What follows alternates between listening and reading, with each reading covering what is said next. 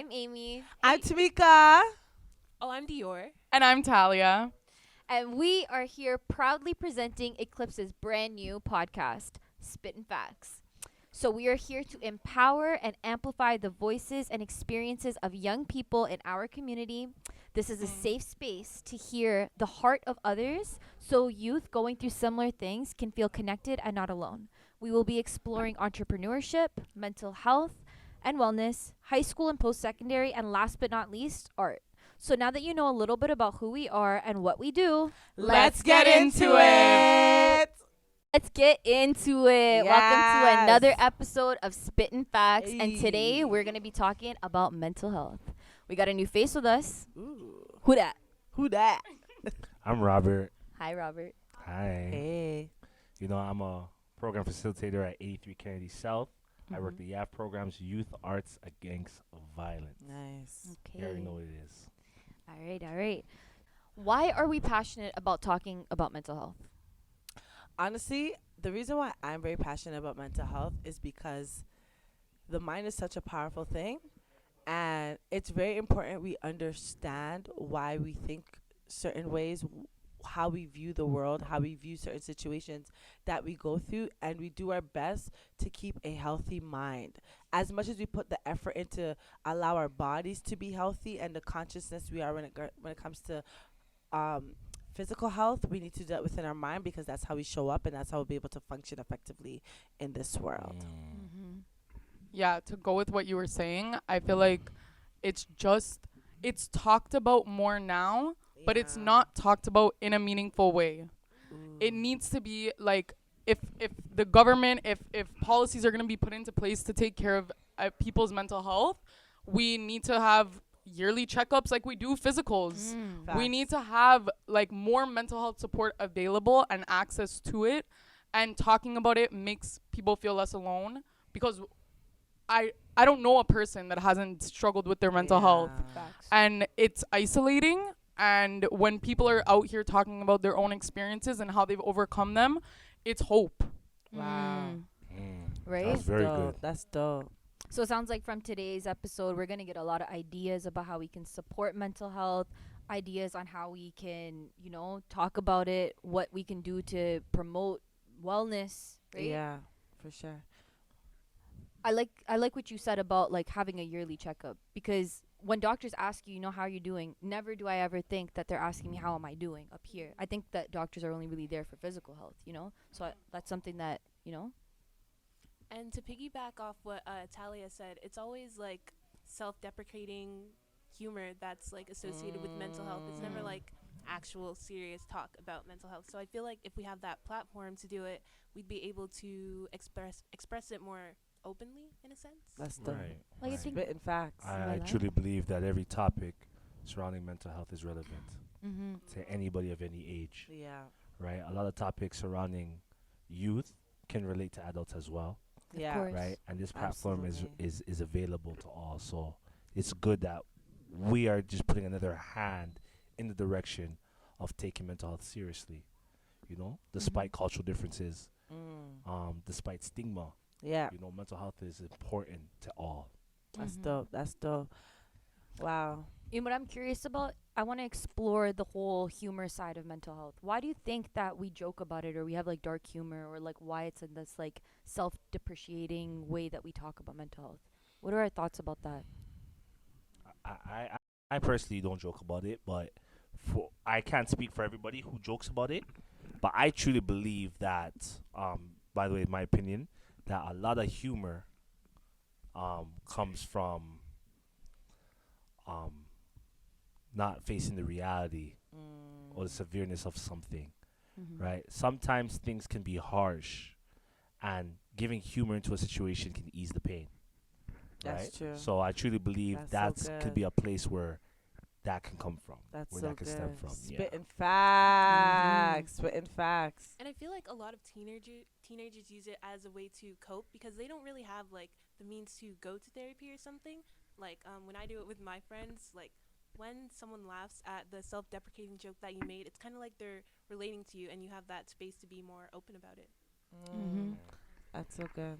Yeah, I feel like it's like laughing at yourself before anyone else can point the finger Yep, at you. I hear that a lot. And like I used to do it the most. I still do. I'm working on it. But like I used to do it the most. Every little bad thing that went wrong in my life, I was making a joke about.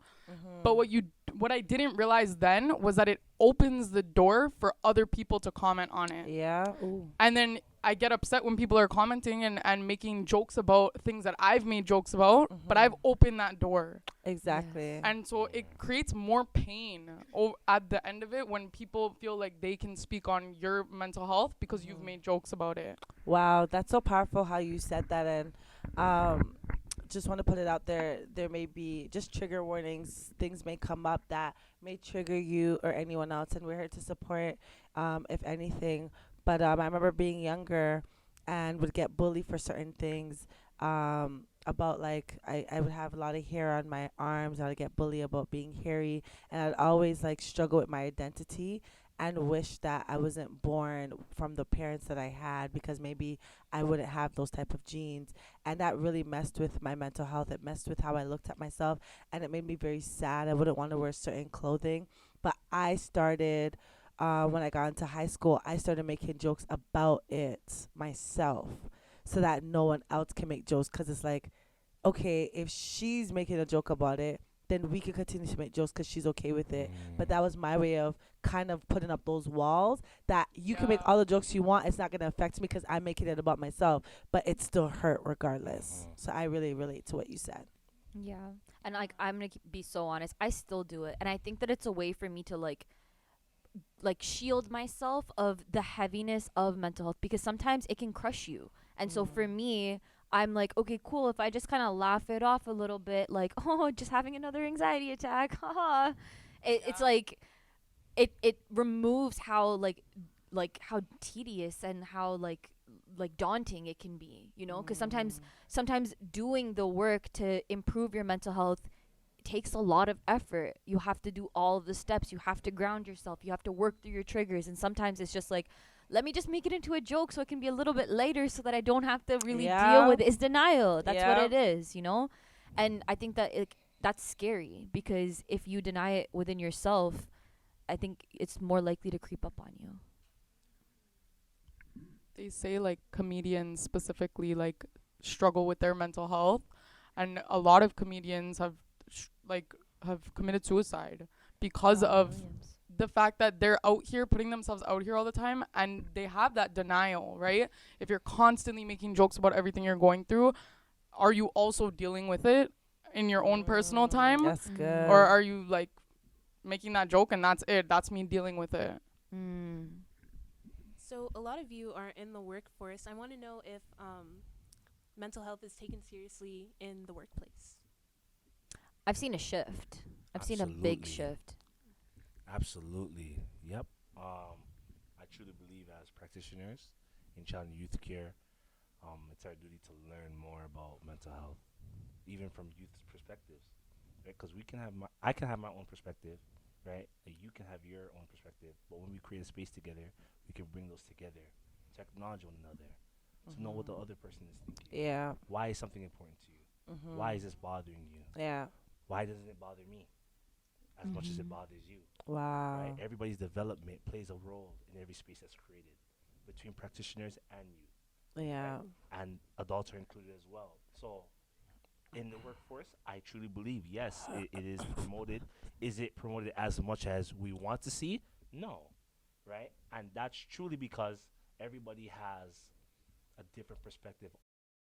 Therefore, I understand that as a male being in this space, right, with 4 women, right, that we all have different perspectives surrounding this. So even if I come with scholarly facts and opinionated responses, right, there's still responses being developed as we speak. Right?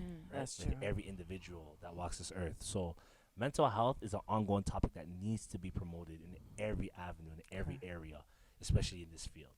Yeah. That's so good. And I think the other thing that's needs to be considered about mental health is that it's so dynamic. Mental health, one day you could be doing really, really well. The next day your mental health might not be as great, right? Yeah. So it's like this ebb and flow that happens. So what do we define as optimal mental health? How would we even talk about that? Because it's like when somebody asks you, "Hey, how are you doing mentally?" It's like good. What do you mean by optimal? Functioning, being able to deal with things that come up, powerful emotions. Like, I don't know. What do you guys think? What would you consider optimal mental health to be? I feel like optimal and good are two different things. Like optimal and functioning, you could be like having a bad day, but you could still be a functioning human of society, Yeah. and Mhm. nobody would like know that you're struggling. But good mental health is like something that you really have to work towards in order to get. I feel. I like that. I have to steal this because this is something I'm like so passionate on. There's no optimal, there's no normal, and there's no good. There's no functioning in society. True. It's all social constructs. It's all what we've been told. You're not worth anything. Your mental health is not good, and you're not worth it if you're not contributing to the to economy. If you're not working a daily job, but we have to begin to like redefine what functioning and what optimal and what like good mental health is to us individually, because we're all gonna have different like journeys, different paths, and what good mental health to me is could be completely different from you and you and you and you. And for me, good mental health could be getting out of bed that day or brushing my teeth, and that doesn't mean that I'm less functioning than anyone else. Right, but what about the youth that wants to come out of that position? They For get sure. content with that position. They're being told, you know what, it's okay that you're not able to do certain things that you want to do, but at least you're moving. That is a good message, Yeah. right? But on the contrary, not that there's a standard for people to come up to live, but we want to promote development And progress. and progress Yeah. beyond the stars. For We want sure. to promote that you may feel like this now, but the steps you take will be worth it, Yeah. right? So you're right. There is a redefining of what good mental health is, but at the same time, we have to promote healthy development for everybody, because some youth may not see there's a healthy development in their mindset because things are bothering them, right? There's certain youth, for example, right? They're stressed up because they might look a certain way or they might not fit in to something, Yeah. right? And that can affect their mental health, Yeah. right? Anything can affect the mental health, Mm-hmm. right? It's the mindset towards something, right? That empowers somebody to do something, right? If somebody believes that they cannot do it, they're not going to do it, Mm-hmm. right? We want to promote we want to promote a perspective that even if you feel like you can't do it, there will be a way for you to do it, right? That's equity, right? So instead of promoting equality and telling everybody, okay, we'll meet you where you at. Yes, meet them where they're at, but there's greater in you than what you and I see at this moment. But in order for us to be able to get there, we have to promote daily progress, right? And that daily progress doesn't necessarily mean that day by day you have to move to a certain regiment. No, it means that as long as you're moving, you'll make it. Even if you're crawling, you'll make it. You know? I love Spit it. those facts. And that's like, I didn't word it 100% correctly because that's what I mean, but it has to be individualized. Oh, absolutely. You can't, Absolutely. and I think we Absolutely. have these definitions, these broad definitions of what mental health is. Yeah. And that's what I was referring to, because I completely agree. We have to push each individual, and we have to promote wellness and growth and potential, but it has to be individual. Absolutely. And it can't be like, I think for you to succeed in your mental health, you need to do this, this, and one this. size fits all. You type need of to mentality, kind of like have that within you, like to promote my mental health, I need to be doing this, Right. because only we know what's best for us, right? We Yeah. can be pushed by other people and That's supported, true. but you know what's best for you, right? Yeah. Right. So yeah, no, I love what you said. Thanks. That's true. That's so I good. agree, Talia. Yeah. I agree. And just, I think it's very important to understand the distinction between our mental health and having a mental illness. Oh, Um, talk about that. Because our mental health is our well-being, our everyday well-being. How is your mind being? And when there's a mental illness present, there's a disruption in the wellness of your being mentally, in the way you show up, in the way that you would do things that is quote unquote normal to you, right? When there's an interruption in that and it's persistent for a long period of time and it's now starting to alter the entire way you live your life in a negative way, and patterns are now being built and those around you are being affected, it becomes an illness. And that's where there's extra and added support for that. So we all struggle with our mental health. We all get sad. We all have up days and down days. But I think it's important we understand when we're now stepping outside of we're going through a threshold now, and going into dangerous territories where it can become an illness, just like in our physical body as well. I think that's important. I love that. It's so important. We use them like synonymously. We say mental Yeah. health and mental illness like together, and they're so different. Yeah, Right, and people right. kind of throw these terms around. Like, I don't know. I know I was one of those people when I was ignorant due to lack of knowledge, would just say things like, "Oh my gosh, you're so bipolar," to people. Yeah. "Oh my gosh, you're so OCD." But those are real illness. Right. And just because someone exhibits a behavior that may seem similar to the behaviors of that illness does not mean they have that illness. And sometimes we self-diagnose ourselves and now saying that we have this and we have that, but we literally have no idea what's going on with us. So I think we have to be careful with that as well, and just stop throwing around these words and these terminologies without understanding exactly what we're talking about.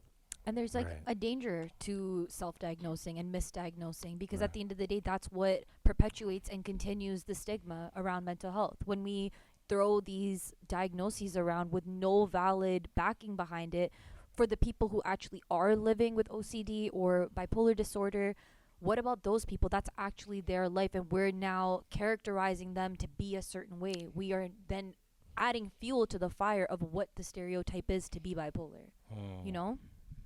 And I just want to also mention, like, self-diagnosis is dangerous, but the reason that a lot of people self-diagnose is because it's not talked about enough.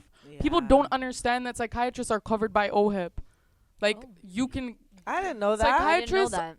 are not like therapists, because I messed that up. I've made appointments before. I'm like, this is not a therapist. Can you Yeah. make Psychiatrists are specifically doctors of the mind, so they're going to be there to diagnose you and prescribe medication. Okay. That's covered by OHIP. I did not know No that. one at this table knew that. I did not. Did So- you know that? So people are diagnosing themselves because they don't have access to these services, or they don't know they have Wow. access. Yeah. They have access to Google. Exactly. They The Google Google it. doctor, But Right? it's free. the wait lists as well. Wait Sometimes you lists. might have access, but there's a tremendous amount of time that passes. And in the information age, we want answers now. We want answers yesterday, Yeah. right? Wow. Yeah. So I have a question. So we recognize that there's a difference between supporting mental health and mental illness. Obviously, there's external supports, maybe more professional supports that we go to when you are struggling with mental illness. But when it comes to mental well-being, how do you support your friends and the people that you love? Personally, how do we do it? Yeah. Because I don't think there's a handbook Yeah. or instruction manual how to do that. I think that's Mhm. life as a whole. Yeah. You learn the people that you're in relationships with. You learn them, and if you truly care about them, Mm-hmm. you want to do what's best for them, right? And that's a learning process in itself, Mm. right? I truly believe when it comes to supporting somebody, right, personally, right, and I'm aware of certain things that's going on with them, the first thing is to be there, Yeah. right? Not always be quick to talk, Mm-hmm. not always be quick Yeah. to say what I think they should be doing or how I think they should be looking at life.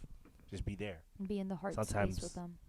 Yeah, sometimes sitting there while they talk does a lot. Yeah. Or sometimes sitting there in silence, Mm-hmm. right? Nevertheless, be there. And I'm not an expert, all right? I'm not an expert at all, but I do know that creating a space of being there, right, can plant a seed that seed can start growing way after. Like, it doesn't have to Yeah. grow in the same season, Absolutely. right? And sometimes we need to get the misconception out of our mind that it needs to happen now. Yes. right? Ooh. So That microwave progress. that micro Right. progress, right? You want to warm up craft dinner or whatever you warm up Right. hungry man something. Oh no. Right? Oh no, no, you no, need no, to no, leave. no. But I'm just joking. Shout out to all the hungry man people out there. You know, if you love Right? hungry man, you know, And the big up miscellaneous. yeah. Yeah. But no, this is totally put water on the stove and let it boil. Yes. Wait it out. Add some salt, put some rice. Sometimes it gotta simmer for a Let little it simmer bit. for a little bit. Let the rice Yes. soak up the water. Yes. You know what I'm saying? Let them soak up the information that they need That's to make so decisions. good. You know what I'm saying? That's Because so greatness good. is cooking on the inside of them. So I truly Come on believe now. that I truly believe, right, that there is a lot of theorists out there that talk about psychology and psychodynamic analysis and all those Mhm. things, right? And the development of one human being, right? But what I truly could say is be there, Be there. make the space, even going on walks with them, checking on them. Yeah. You all right, man? Don't diagnose them. Yes. Don't say off the back, yo, he has depression because he hasn't left his house for a whole week. Yeah. No. How about you just be there? Yo, you want some company? You gonna come with me to a game? Right? But yeah. And I think it takes a level of like self-awareness to be able Mhm. to sit in that hard space. Oh, absolutely. Because if you're struggling with your own mental well-being that day and you're not feeling like you can be present, like you're having difficulty even being present for yourself, how are you going to sit there in that tough space and not start putting your own subjections onto this person, adding your own fears onto what this person's already feeling, right? Projecting onto them. Wow. So how do you still support your friend or your loved one when you're not doing good? It doesn't mean that you don't love them. It doesn't mean that you don't want to be there for them. That's It doesn't good. mean that you don't care about what they're Right. going through. It's not that what they're feeling doesn't matter. It 100% does, but it's like if you're drowning, you can't try to go save the next person who's drowning. Right. I believe that's happening a lot. I believe a lot of people is trying to play Yeah. rescue and they need rescuing themselves. Wow. Right? Everyone's trying to be a hero in somebody else's lives, but they're not being the hero in their own story, right? Yeah. Because sometimes it's easier to focus on somebody else's problems than your own. Than your own Most facts. definitely.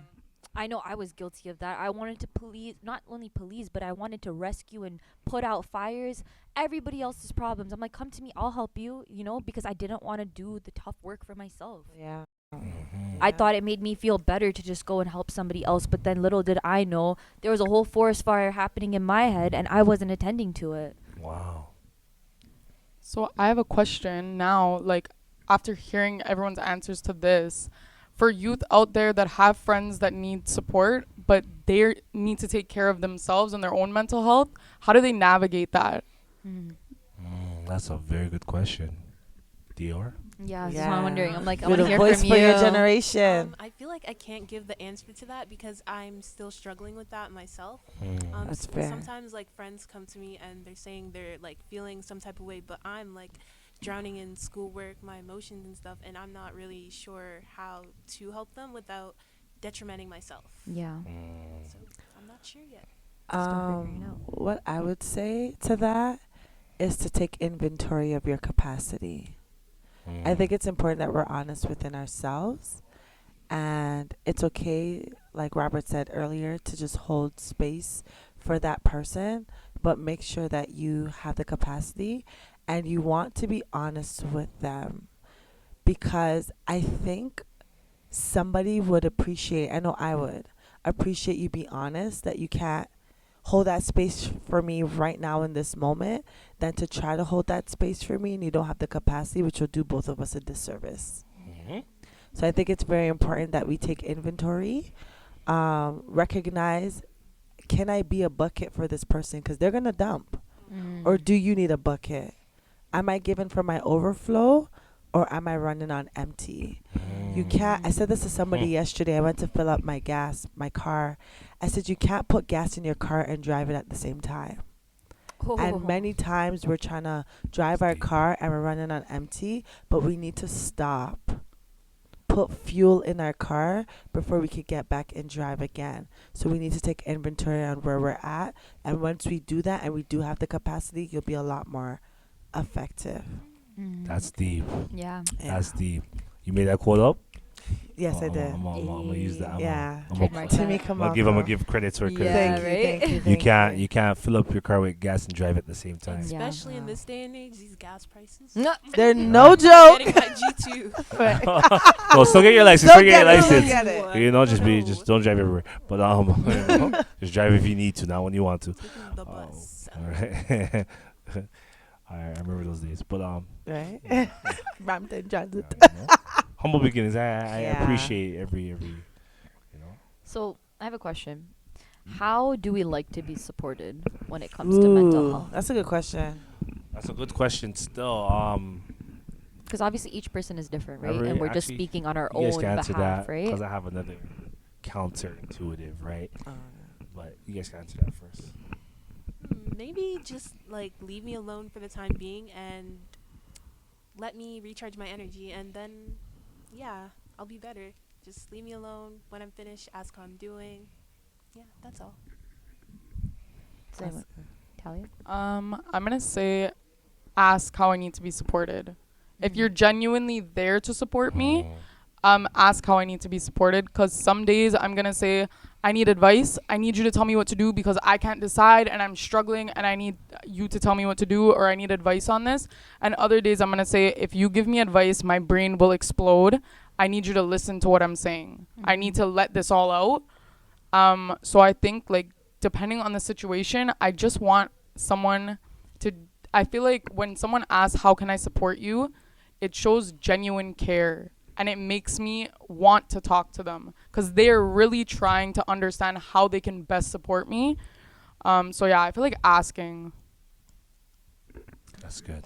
I agree. I rather you ask, but the type of individual I am, people don't ask because I realize people, when I do need support, people just always expect that I don't, or they treat me like I don't, and it's very overwhelming and it's very frustrating. So what I have to do is actively voice that I do need support, and do voice how I do feel when I have lack of support, or when I feel like, okay, I actually don't have the capacity. I have to voice it. Now that I'm voicing it a bit more, people are being a little bit more responsive, but I would prefer. Sometimes I just need some space. And I'll come back. I will come back. I always do, because I'm a very reflective individual.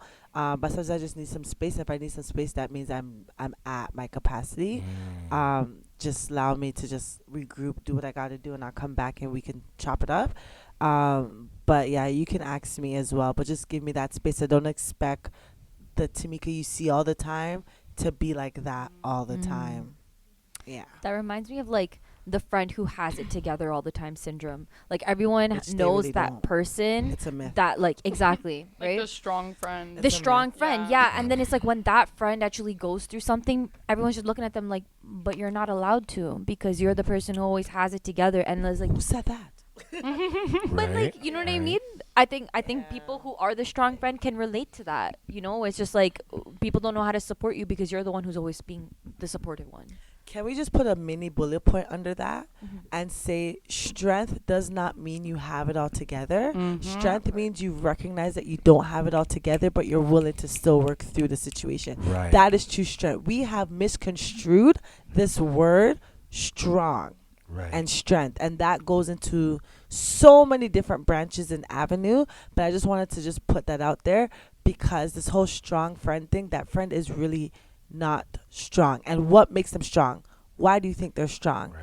And that's what we really need to understand. And I feel like when we understand that and truly understand that, we will all treat each other differently in every retrospect. Right? Because it takes strength to be vulnerable with your feelings.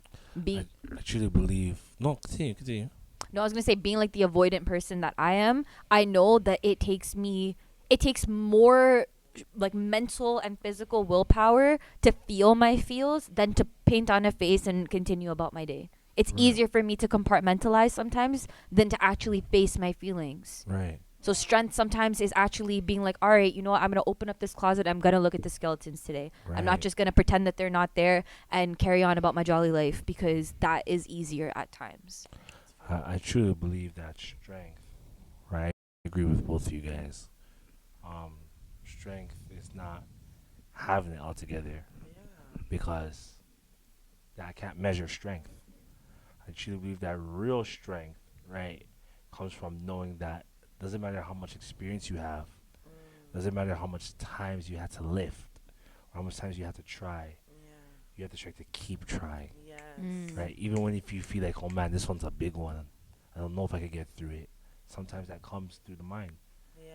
But when you keep trying, I think that's strength. Perseverance. The Perseverance, consistency, endurance, yeah, the right? endurance. And endurance is not measured by how long in a moment you can. Yes. Endurance is really measured that even if you feel like giving up, and even if you felt like you did give up, right? You still have the will to try again, Yes. Yeah. right? Just The try will. again. I like that. Just try again. It's language. It the doesn't. will. It doesn't hurt to try again. Mm. It doesn't hurt to try, even if you tried 100 times when everybody's looking, Yes. right? Try one more time when no one's looking. Wow. Try again, I felt right? that.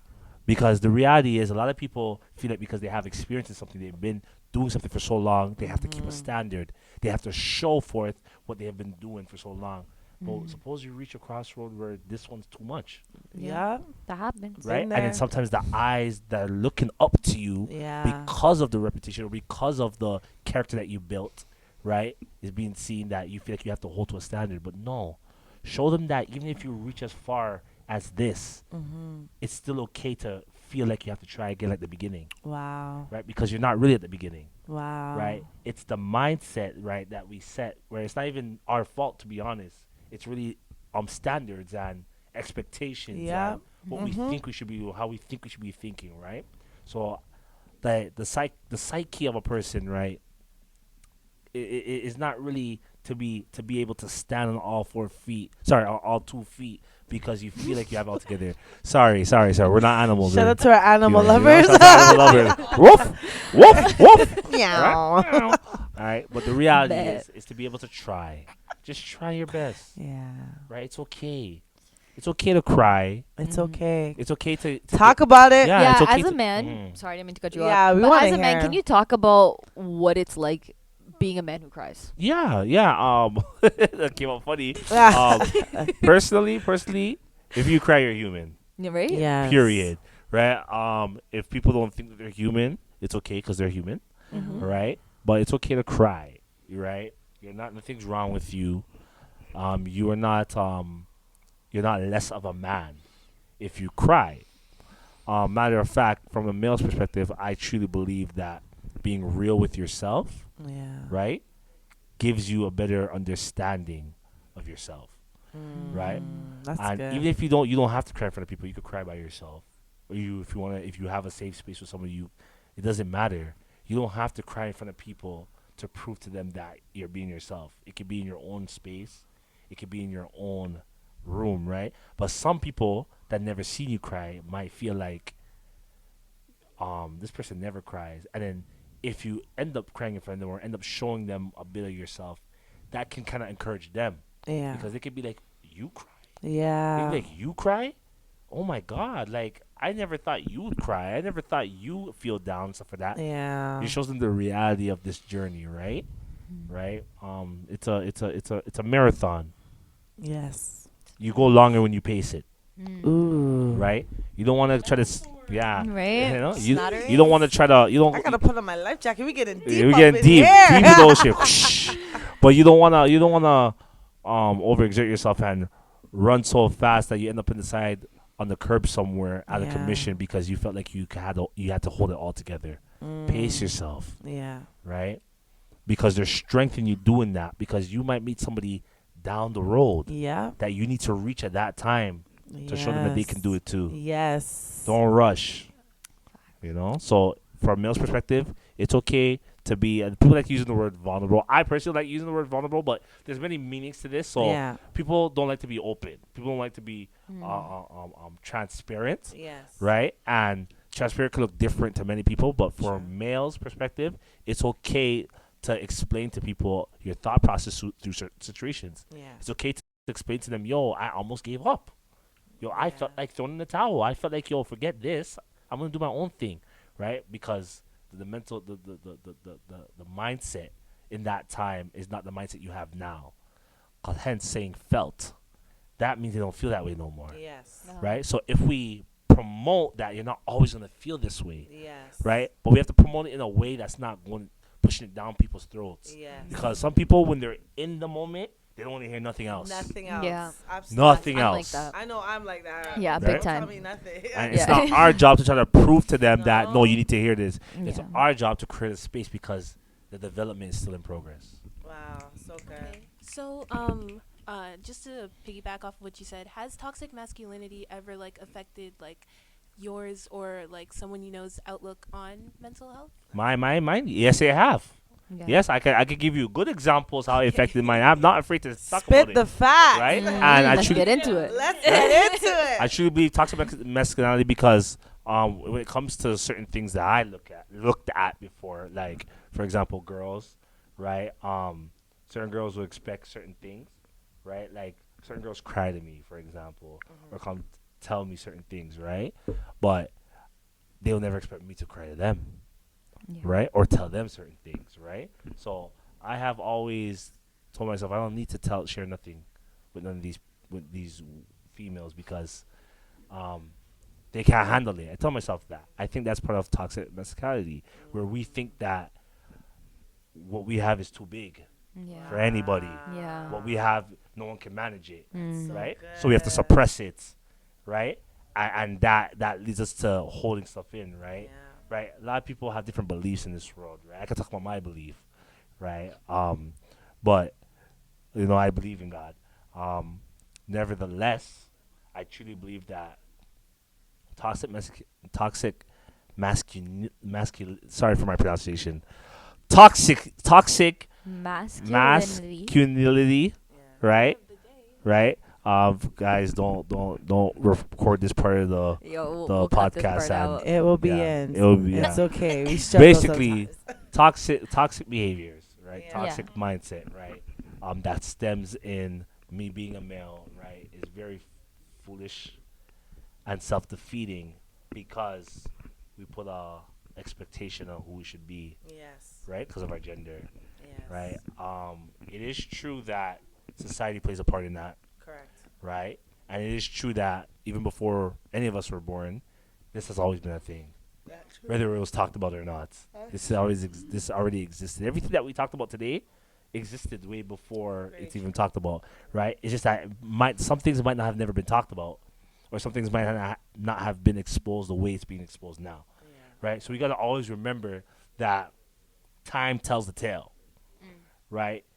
It's the more time you take time to think, right, can help you make better decisions, right? Concerning this topic, being a man, right?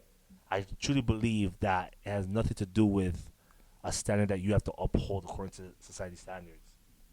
It's truly you being able to think and come to terms with yourself, knowing who you are, what you believe in, what you stand on, why you stand on it, Yeah. and why you're going to continue to stand on it. Yes. It's the choices you make towards a direction. Yes.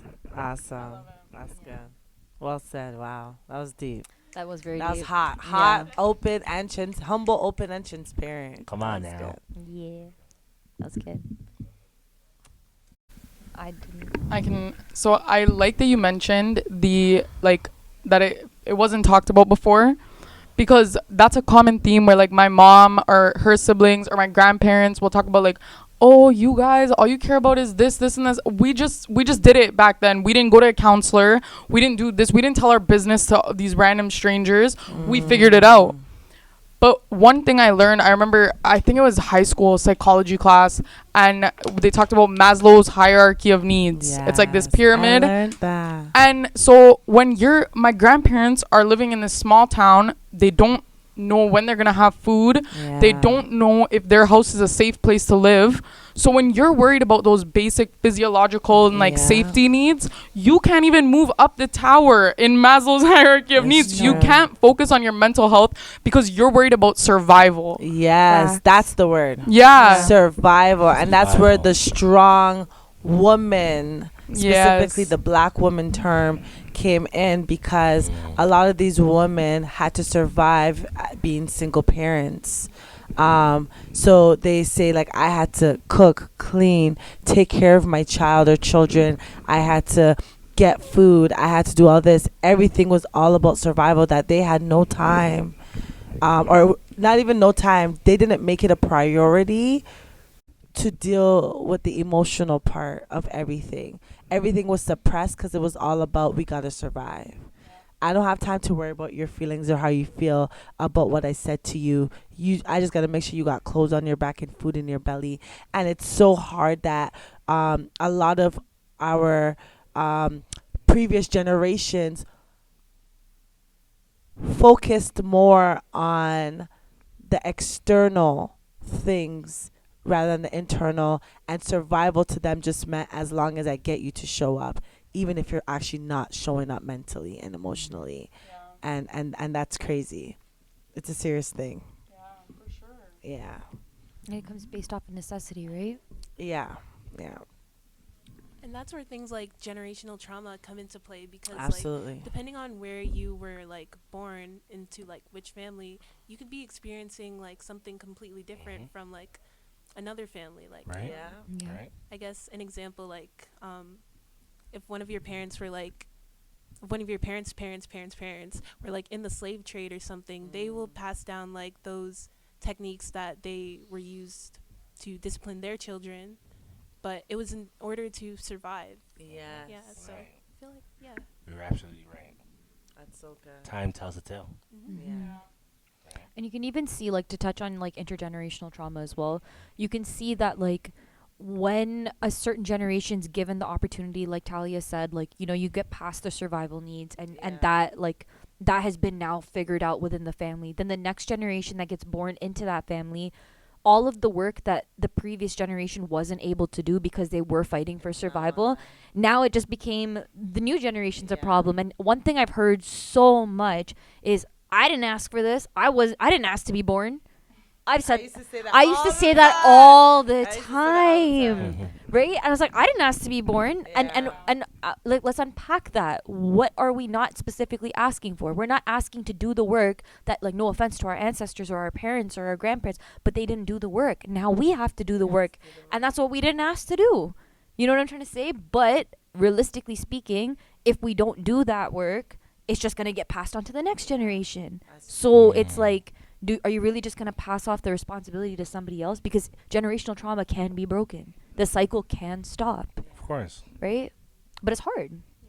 I feel like this generation especially has like so much pressure to break the cycle, because we're the ones that are now like realizing how much it impacts us, and we don't want to pass that on to like future generations. Right. And also, maybe I'm out of pocket for saying this, and correct me if I'm wrong, but I also feel like this generation has more of an opportunity to face those because we're in the internet age.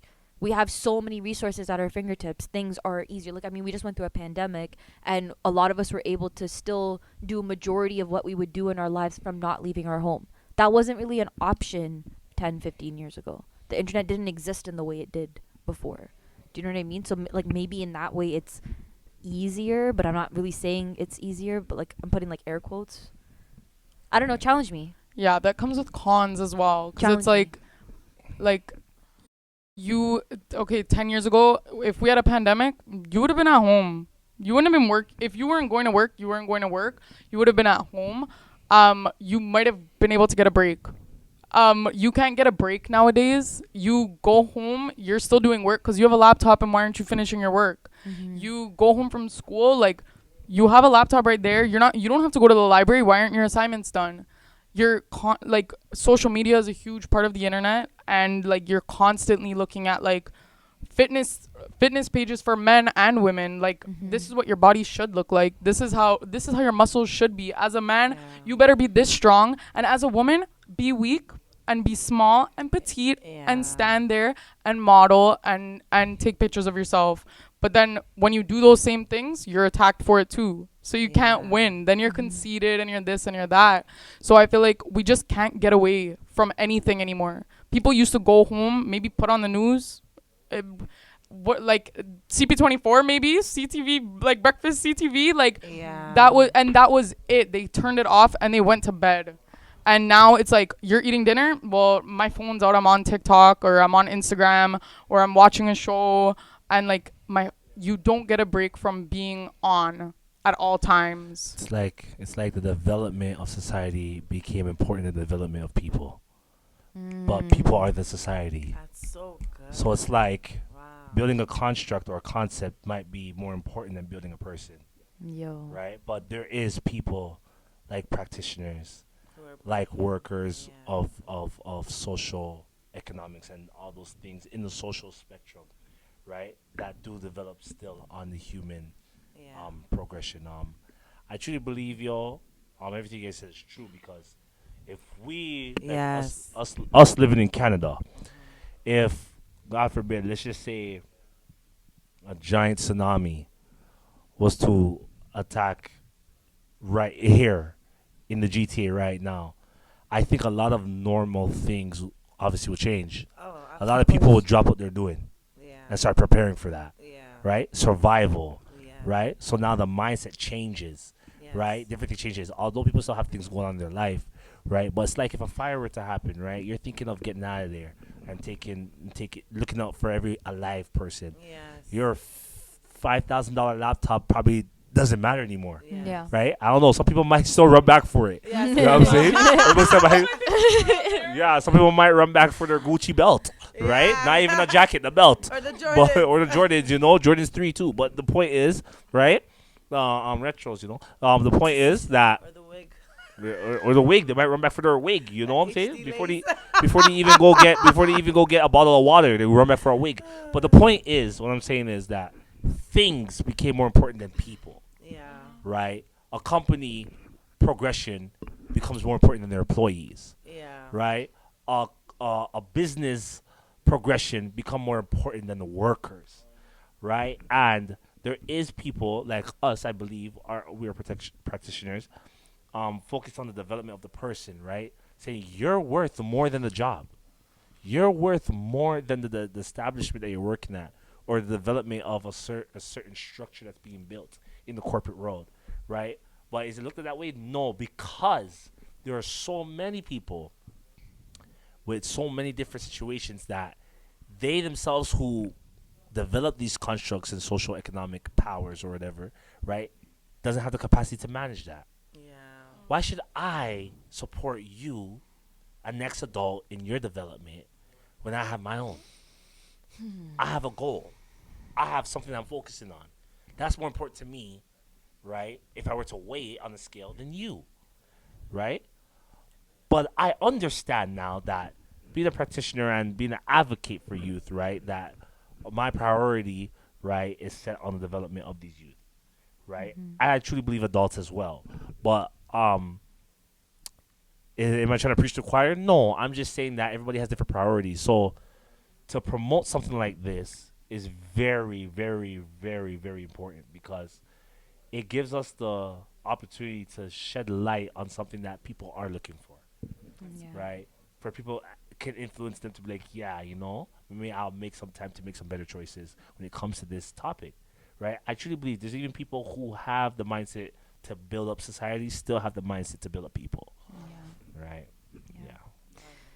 So, as we kind of wrap this discussion up, what final thoughts would you like to leave our audience with? I've been talking a lot, but just a short sentence. Short sentence. It is easier to speak when you believe what you say. Always remember that you're worth every effort. R.K. Malcolm.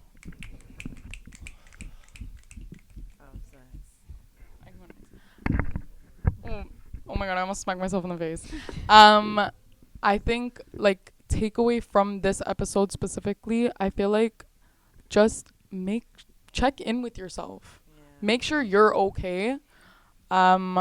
It's important to support people around you too, but like Tamika said earlier, make sure your cup is full so that you can take care of the people around you.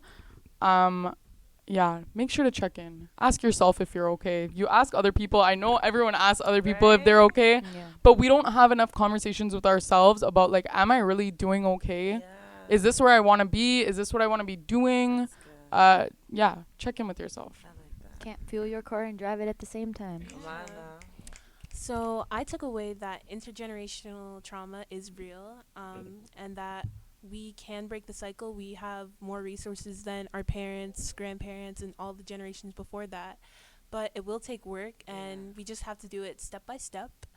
And I also took away that gas is still expensive. I love it. And also know that you're not alone in that process too, right? I would say my takeaway that I got away from all of this is to really take a curious lens on the messages and the ideas that we have. Like, challenge what your concept of strength is. Challenge when you think a certain way. Where did this thought come from? If you're having like cyclic thoughts, or like you're kind of like ruminating about something, ask yourself, take a curious lens, where did I learn this? Where did this come from? Why am I feeling this way? Or like where did I pick this up, and why, like what purpose is this thought pattern serving me? Because I think that like when you start to take that curious approach, when you do introspect, you're going to reveal so much to yourself. And I think the journey of mental wellness is very much like a dance. It's a little bit this way, it's a little bit that way, right? Some days you're going to be feeling good, some days you're not going to feel so good, and like it's okay. Just like ask yourself questions and be there for yourself, and ask others for what you need. Wow, stop. Honestly, what I would leave with the viewers and what I took away from this entire amazing, beautiful dialogue is that you matter. That we are important, that our lives are necessary, and that as long as there's breath in our bodies, that there's always hope. There's always room for us to have conversations like this, to learn from other people, to pick other people's brains, to show up for ourselves before we can show up for anybody else. And when you truly know within yourself how much you matter, how important and significant you are, your perspective on life changes. The way you show up for yourself changes. The way you show up for other people changes. And the way people show up for you also changes as well. So I want to let you know that you matter, that your life is necessary, that you are significant, and that the world would not be the same without you. Hey, that is the truth. That is the truth. And you know what? This whole conversation's been spitting a whole lot of facts. and that's a wrap. And that's a wrap.